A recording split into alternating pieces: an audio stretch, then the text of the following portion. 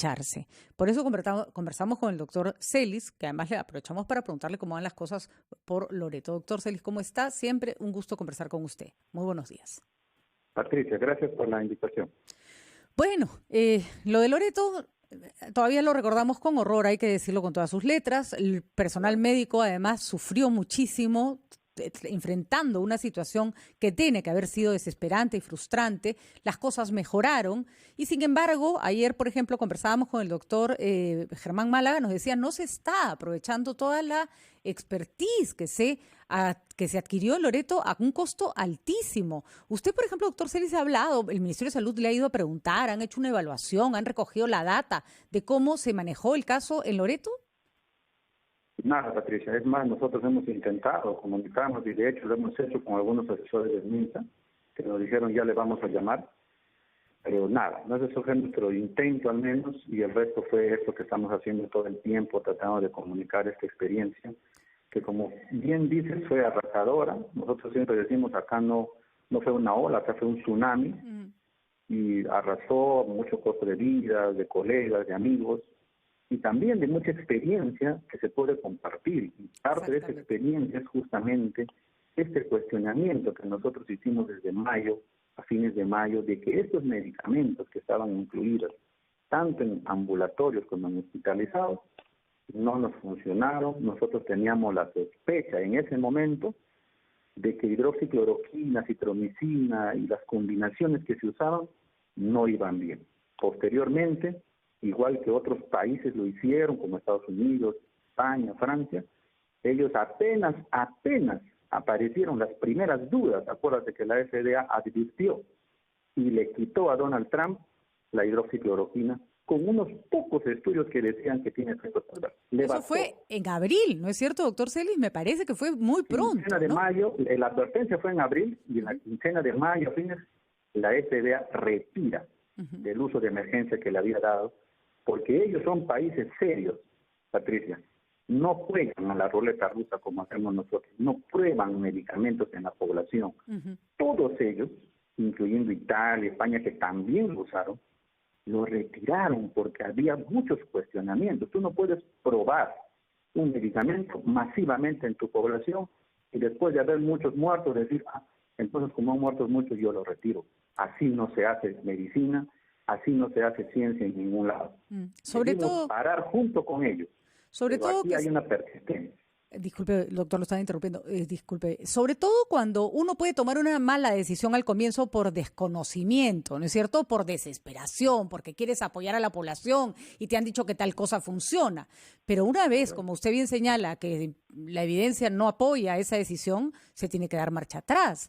Cuéntenos, por ejemplo, en Loreto, ¿cómo fue?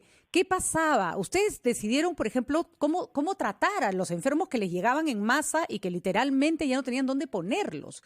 ¿Estos medicamentos les complicaban la vida? Claro, al inicio, Patricia, como bien dices, todos, no solamente el Perú, todos los países nos desesperamos y en base a unos estudios bien preliminares decidimos usar hidroxicloroquina, cloroquina, ivermectina, citromicina, porque era información que venía en forma preliminar y como había la posibilidad de que funcionen, todos nos desesperamos. Yo creo que ahí nadie se escapó. No hay países, salvo Suecia, me parece que decidió no usar ninguno de estos medicamentos. Todos los demás lo hicieron.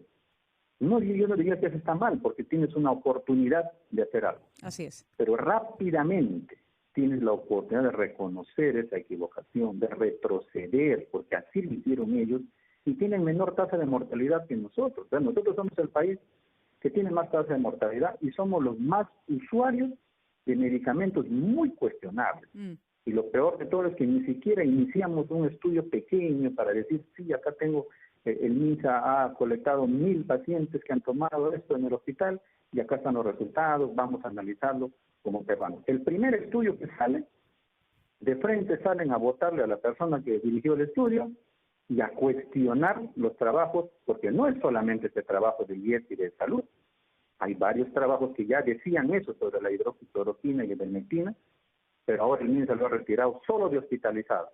Y seguramente quiere persistir usando en ambulatorio hasta que en 6 meses haga un estudio que diga o que no sirve, o que también, como ese diga, aumenta la probabilidad de que yo me agrade o me enferme. Entonces no se puede hacer eso, insisto, a nivel de la población. Eso uno lo hace en un estudio, en un ensayo. Así es. Se gastan muchos millones comprando estos medicamentos, pero no se invierte. Por ejemplo, Cayetano está haciendo un estudio de fase 2 de ivermectina para ver si funciona. ¿Por qué no apoyarlos a ellos desde un comienzo? Así es. Mientras estamos gastando muchos recursos en medicamentos que no solamente no funcionan, distraen a la población, confunden a los médicos, porque hay que decirlo bien claro, muchos de estos pacientes van a tener efectos adversos. Ningún medicamento está en efectos adversos, pero digamos 1 de cada 1000 se enferme por hidroxicloroquina. ¿Qué tal si le toca a tu mamá? ¿Qué tal si le toca al hijo que tenga este efecto adverso? No podemos estar haciendo eso. Lo correcto sería retirarlo. Y cuénteme, doctor Celis, de esta experiencia que tuvieron que acumular a un costo altísimo, como lo mencionábamos. ¿Qué cosa podría aprovechar el gobierno que no los esté escuchando? A mí me parece pavoroso que no los estén escuchando. Debería haber un equipo del ministerio en Iquitos, en Loreto, mirando todo, de cómo empezó, cómo terminó, qué se hizo, y sacando lecciones de lo que fue una situación dificilísima. Correcto. Nosotros en abril y a fines de mayo, sobre todo, insistíamos en que nos escuchen, porque ahí habíamos aprendido cosas bien puntuales. Primero, que esos medicamentos la población los estaba usando con desesperación. Así es.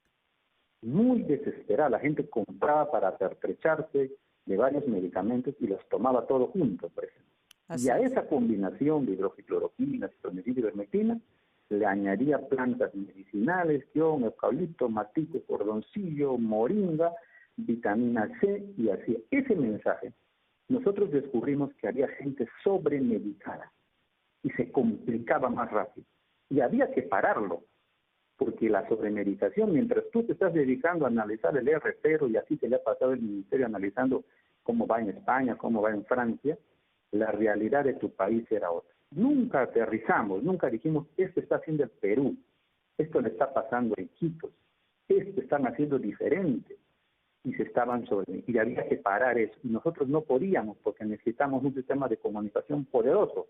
Mientras nosotros aprendíamos, la gente se estaba literalmente matando, sobremedicándose, usando corticoides en primera fase, y eso nosotros lo advertíamos mucho en esos momentos.